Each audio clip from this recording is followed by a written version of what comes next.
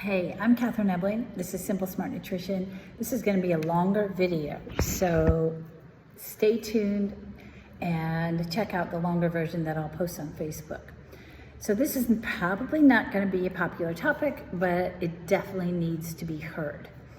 I know women who are worried about hormone replacement therapy due to statistics, sort of erroneously reported and tested, but statistics that show a 0.01% increase in breast cancer.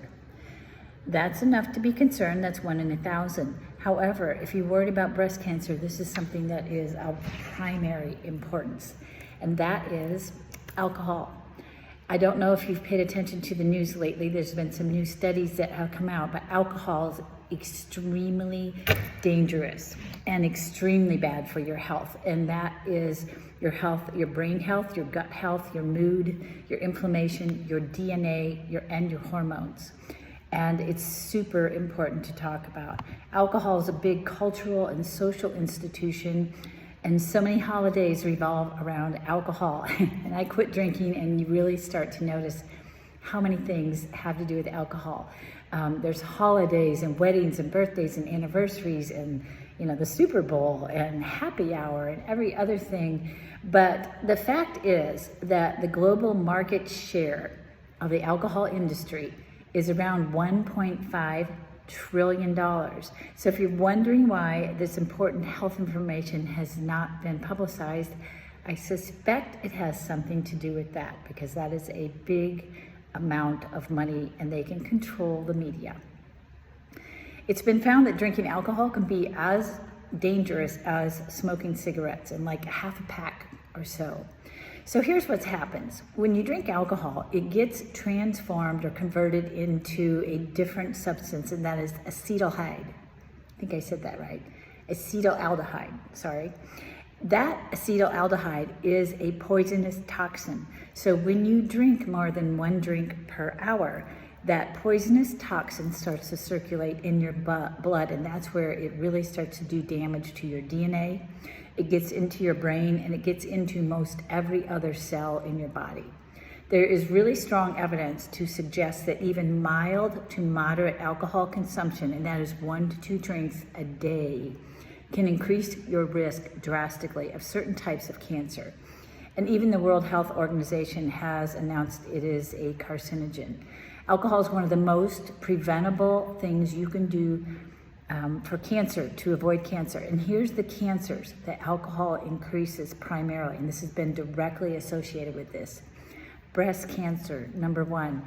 Mouth, throat, and laryngeal cancer, esophageal cancer, stomach cancer, liver cancer, colorectal cancer, prostate cancer, pancreatic cancer, skin cancer, and there's probably a few more as well. But let's just look at breast cancer. Breast cancer risk increases by 8 to 15% per drink, and I will post a reference for that. So only 10 grams of alcohol a day, that's 1 glass of wine, a small glass of wine, a 12-ounce beer, or a shot of liquor, as in a mixed drink, can increase your risk of alcohol or of cancer by 15%. So if you're drinking 2 glasses of wine a day, which is generally what I used to do, and I didn't think it was bad, your risk of breast cancer goes up by 16 to 30% for those 2 glasses, and that is every time you drink.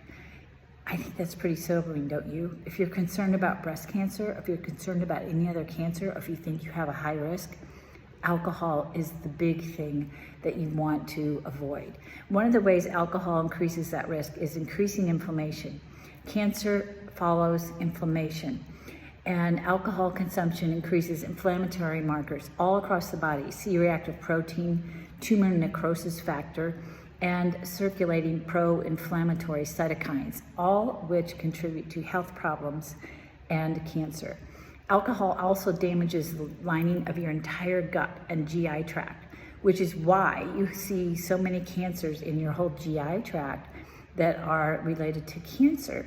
It also causes, that inflammation causes an increase in immune cell activity, and it also lowers your immune system so that your body can't fight the cancer. Your immune system fights cancer. Alcohol is also high in sugar content, so you're feeding cancer while you're encouraging its growth. And the primary reason is that cancer damages DNA in cells. DNA is the blueprint for healthy cell reproduction. So when you damage that blueprint, you are encouraging mutated cells to grow. And when you encourage that mutated cell to grow, it often becomes a cancer cell. Those multiply into tumors and metastasize all over.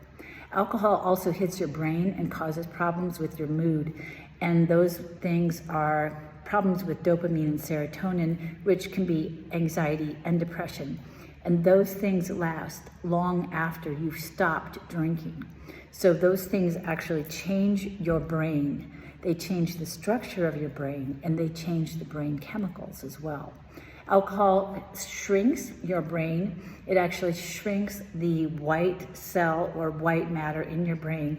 And those are the little highways that connect those brain cells. And there's a lot of studies with that, and I'll show you those too.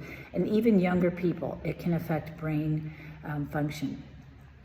And another big one, alcohol is a disinfectant, which means that alcohol in your whole GI tract not only increases inflammation, but it's killing your healthy gut microbiome. And that is every time you wash something down with a drink, you are washing away that microbiome.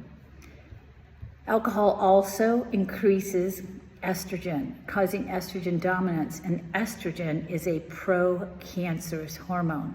And even if you're a man, you are causing testosterone to increase and convert to estrogen.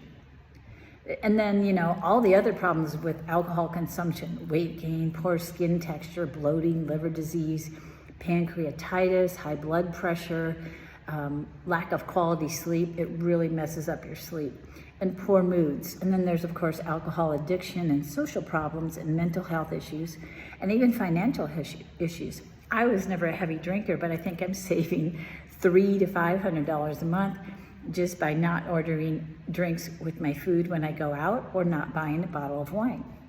So those are my reasons. I hope you seriously consider the gravity of this information, and I will publish some of those studies, and I will also publish that article.